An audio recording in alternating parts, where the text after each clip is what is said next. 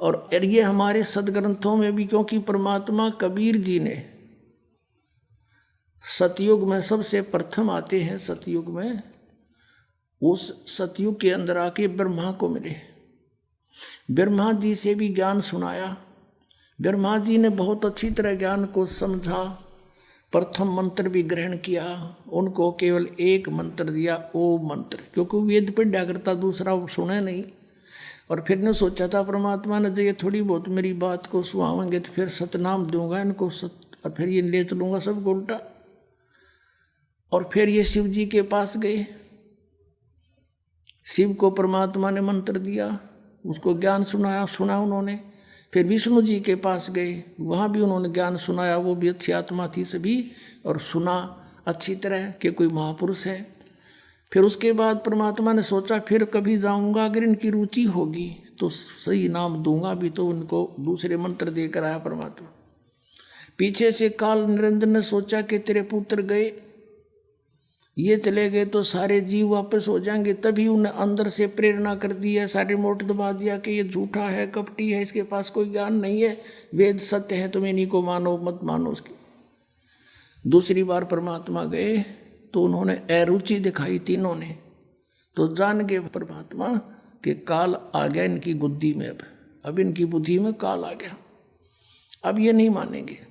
अब वो परमात्मा से सुना हुआ ज्ञान और कुछ अपना अनुभव ब्रह्मा जी ने फिर अन्य को सुनाना शुरू किया। अब वो पुराणों में विद्यमान है, आपको दिखाते हैं।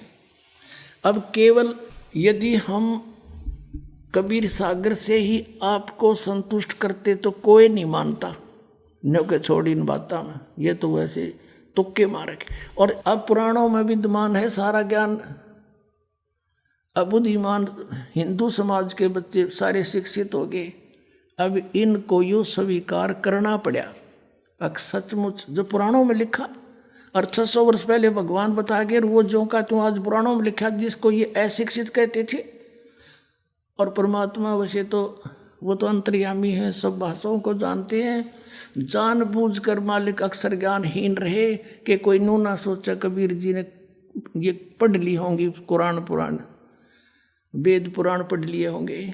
और अब इससे हम भगवान पहचान सकते हैं कि परमात्मा जिसको अज्ञानी कहते वो महाज्ञानी, सब वेदों और गीता और पुराणों को जानकार थे, वो तो परमात्मा थे।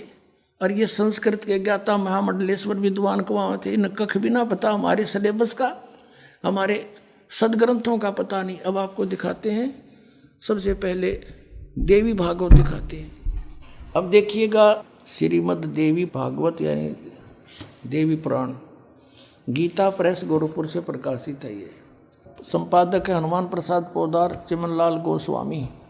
ये कहाँ से छपे हैं? प्रकाशक एवं मुद्रक हैं गीता प्रेस गोरखपुर, गोविंद भवन कार्यालय कोलकाता का संस्थान, ये यहाँ से छपा है। 123 पृष्ठ पे ये तीसरा स्कंद।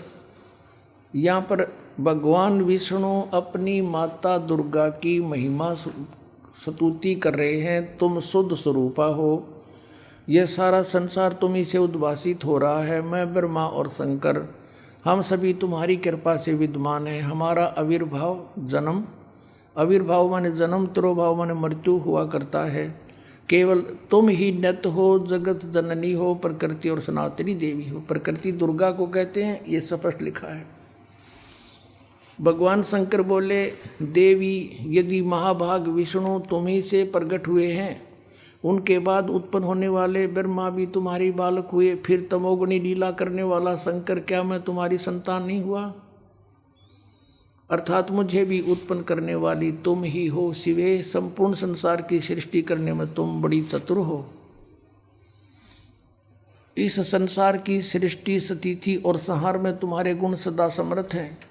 उन्हीं तीनों गुणों से उत्पन्न हम ब्रह्मा विष्णु एवं शंकर नियमानुसार कार्य में तत्पर रहते हैं। अब आप जी ने ये पवित्र श्री देवी भागवत देखा, श्रीमद् देवी भागवत यानी देवी पुराण में 5 कंसेप्ट क्लियर हो गए। ब्रह्मा विष्णु महेश की जन्म मृत्यु होती है, ये अविनाशी नहीं है।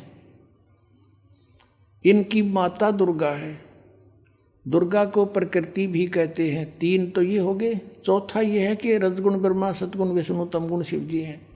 और 5वां ये हो गया कि ये ब्रह्मा विष्णु महेश केवल वर्क डन ही दे सकते हैं, ये किसी का संकट निवारण नहीं कर सकते। जैसा जिसका कर्म है वैसा ही देंगे, पुण्य भी पाप भी।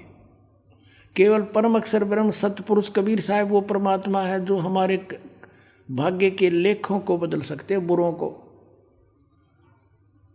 अब देखो, यदि कबीर सागर को अकेले को पढ़ा कर आपको सुनाता तो कोई विश्वास नहीं लाता। अब आपके समक्ष जो 600 वर्ष पहले भगवान बोल कर गए थे वो वचन, आज सदग्रंथों ने उनको सेकंड किया, समर्थन दिया।